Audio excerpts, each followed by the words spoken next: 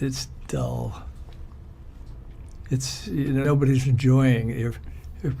I grew up in a neighborhood with lots of different types of people, a lot of different nationalities, and along the way, because I moved a lot, I was born in the Depression, and so I moved a lot, and I knew a lot of people, and I always enjoyed the differences.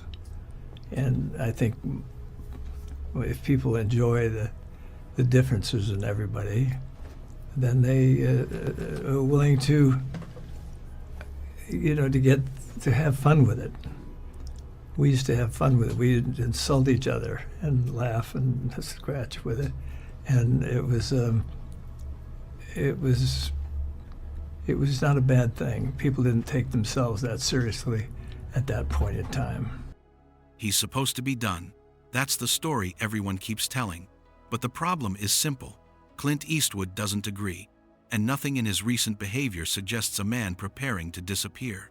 At an age when most directors are remembered through tributes and restored classics, Eastwood is still operating like someone with unfinished business, quietly, methodically, without asking for permission. After the release of Juror #2, many assumed it would be framed as his final statement, one last courtroom drama, one last reflection on guilt, morality, and consequence. Instead, what happened behind the scenes tells a very different story.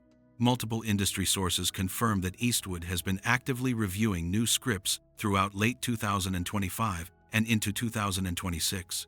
Not passively, not as a formality, actively. Giving notes, asking questions, refining structure. This alone breaks the expected narrative. Studios don't normally send fresh material to directors in their mid-90 seconds unless they believe there's a real chance something will move forward. And in Eastwood's case, that belief is backed by numbers, not nostalgia. Here's the part that makes executives uncomfortable. Eastwood's workflow is still faster and cheaper than most directors half his age. His productions rarely go over schedule. He avoids bloated crews. He shoots with intention. One take, sometimes two, then he moves on. Time is not wasted chasing perfection. He trusts instinct. That approach terrifies modern studios built on endless coverage, reshoots, and committee approvals. But it also saves millions. There's also the question no one likes to say out loud: control. Eastwood does not negotiate creative authority the way most directors do. He doesn't fight for it, he simply requires it. If a studio wants his name, they accept his terms. Final cut. Minimal interference. No ideological overlays. No algorithm-driven rewrites. In an era where directors are often treated like replaceable parts, this alone makes him an anomaly. What are his actual plans? Based on people close to the process, Eastwood is circling stories that deal with accountability and irreversible decisions, not nostalgia pieces, not legacy sequels, stories where the past crashes into the present and forces characters to confront consequences they can't escape. One potential project reportedly centers on a man whose single choice decades earlier slowly dismantles everything he built, not through violence, but through truth. Another idea being discussed is even more stripped down. Few locations, limited cast, heavy psychological weight, the kind of film that lives or dies on silence, pauses, and what isn't said. This is important because it reveals something crucial. Eastwood isn't trying to compete with modern cinema. He's ignoring it. That's where the real conflict lies. Hollywood today is obsessed with relevance. Eastwood is obsessed with clarity. While studios chase trends, he waits them out. While franchises multiply, he narrows focus. This puts him in direct opposition to the current system, and somehow, he keeps winning. There's also the physical reality everyone keeps whispering about. Yes, he's 95. Yes, the risk exists. But here's the uncomfortable truth. Eastwood's mental sharpness remains intact, and in film, that matters more than stamina. He doesn't run around sets. He doesn't micromanage. He watches. He listens. He decides. That's the job. What truly unsettles people is not that he might direct again, it's that he doesn't seem afraid of stopping either. There's no desperation, no one last ride energy, just calm persistence. If the right story comes, he'll do it. If it doesn't, he won't force it. That mindset alone separates him from nearly everyone else in the industry. Everyone assumes they understand why a man in his mid-90 seconds would still work. Legacy, ego, habit. But none of those explanations survive contact with Clint Eastwood and the way he actually operates behind closed doors. Here's the first detail that should raise eyebrows. Eastwood does not plan projects like someone racing against time. There is no urgency in his decision-making, no panic, no checklist titled Final Films. Instead, he behaves like someone who expects to be taken seriously tomorrow, next year, and beyond. That alone contradicts every public assumption about his stage of life. People close to him describe a routine that hasn't softened with age. Scripts are read early in the morning, notes are handwritten, conversations are short, precise, and unsentimental. When something doesn't interest him, it's dismissed without drama. When something does, he digs into it with quiet intensity. This is not a man killing time. This is a man selecting weapons. What really creates tension inside Hollywood is not his age, it's his refusal to adapt to the modern system. Eastwood does not pitch himself. He does not attend development meetings filled with 20 voices. He does not reshape stories to satisfy demographic charts. He expects the story to stand on its own. If it can't, he walks away. Studios know this, and yet they still come back. Why? Because Eastwood represents something the industry has nearly lost: predictability through discipline. His films don't implode during production. They don't balloon into chaos. Insurance companies may hesitate at first, but once they look at his track record, hesitation turns into calculation. He is low risk in a high-risk business, an absurd statement on paper, but one backed by decades of results. Now, here's where the curiosity deepens. Eastwood's recent interests suggest a thematic shift that feels intentional. Not louder, not bigger, quieter, more uncomfortable. Stories where the drama isn't external, but internal. Guilt without redemption, authority without certainty, justice without clean endings. These are not crowd pleasers in the traditional sense, and that's exactly why he's drawn to them. One producer who reviewed a recent concept described it as a film that refuses to tell the audience how to feel. No speeches, no musical cues signaling morality, just actions and consequences left to collide in silence. This kind of storytelling is increasingly rare and increasingly risky, which raises a crucial question. Why pursue it now? The answer may lie in Eastwood's relationship with time. He does not seem interested in being remembered as prolific. He's interested in being precise. Every project is weighed not against public expectation, but against a personal threshold. Does this story justify existing? If the answer is no, nothing else matters. There's also a power dynamic at play. Few talk about openly. Eastwood has outlasted trends, executives, and entire studio regimes. He has seen cycles rise and collapse. That gives him leverage no contract can manufacture. When he considers a project, it's not about career advancement, it's about whether the system will get out of his way. If it won't, he waits, and the system, more often than not, bends. This is where the what the fuck moment really lands. Eastwood doesn't fight modern Hollywood. He ignores it until it adjusts around him. While others negotiate relevance, he operates outside the noise. No social media presence, no narrative management, no public reassurance. Just work or the absence of it. And that absence is deliberate, because the most dangerous position in any industry is the person who doesn't need approval to continue. Clint Eastwood isn't postponing retirement. He's rejecting the premise entirely and doing it so calmly that no one knows how to stop him. The public story says age slows everyone down. The private reality around Clint Eastwood suggests the opposite: age has stripped away everything unnecessary, leaving only intent. By this stage, Eastwood isn't interested in proving endurance. He's testing precision. People inside the industry confirm that when a project crosses his desk, the first thing he asks is not about budget or casting. He asks how much control the story demands, not how much he gets, how much it needs.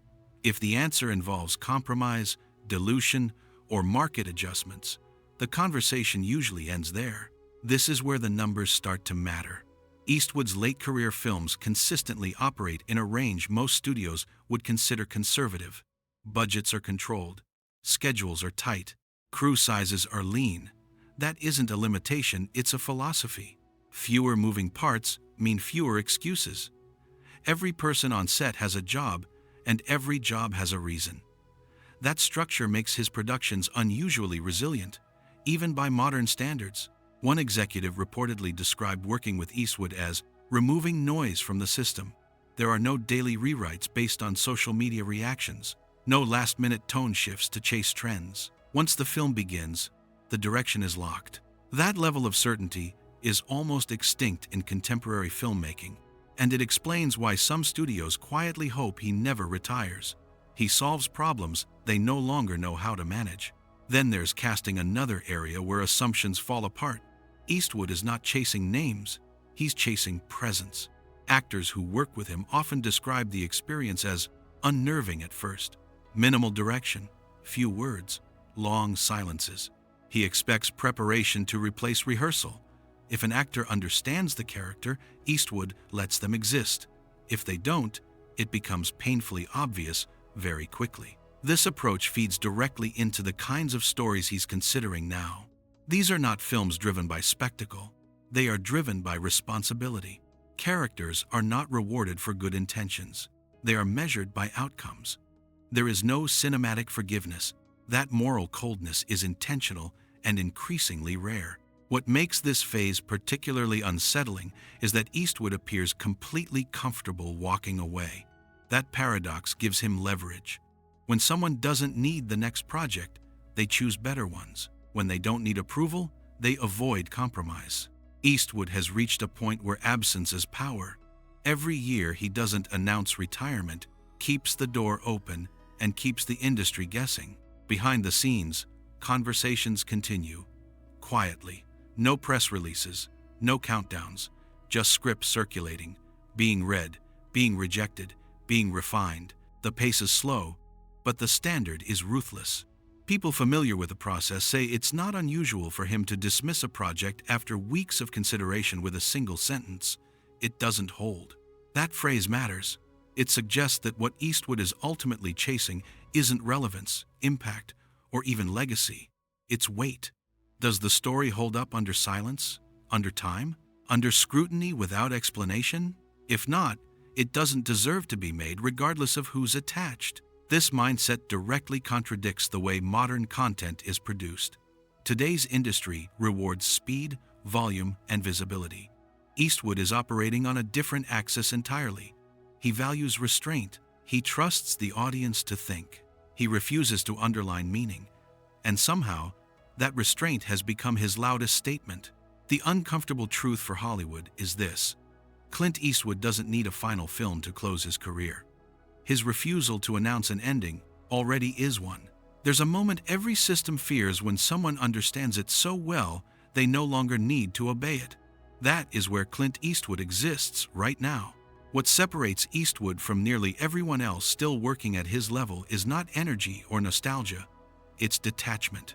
He is no longer emotionally invested in outcomes. Box office doesn't define him. Awards don't validate him. Public approval doesn't guide him. That freedom changes how decisions are made, and it's why his next move, whatever it is, will land heavier than expected. People around him say the same thing quietly. He's not trying to say goodbye. He's trying to say something clean, something without noise, without explanation.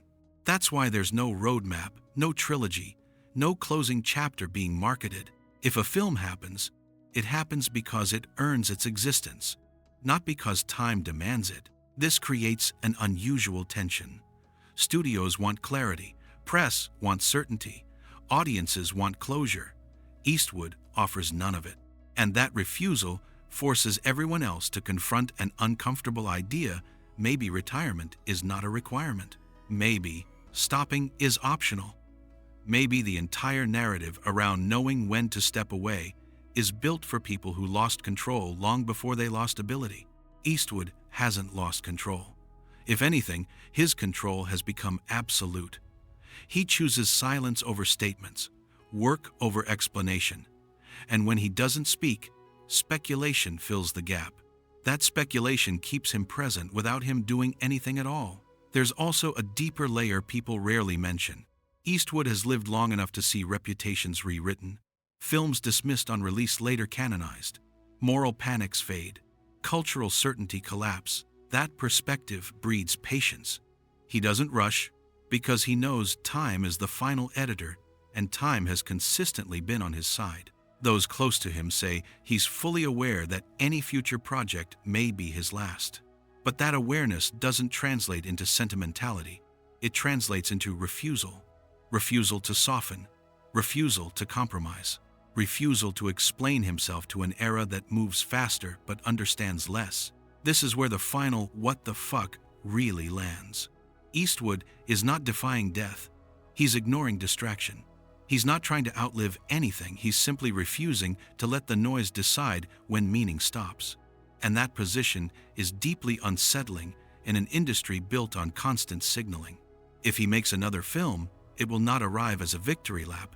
It will arrive quietly. No announcement tour, no emotional framing, just a story placed in front of the audience and left there uninterpreted, unprotected.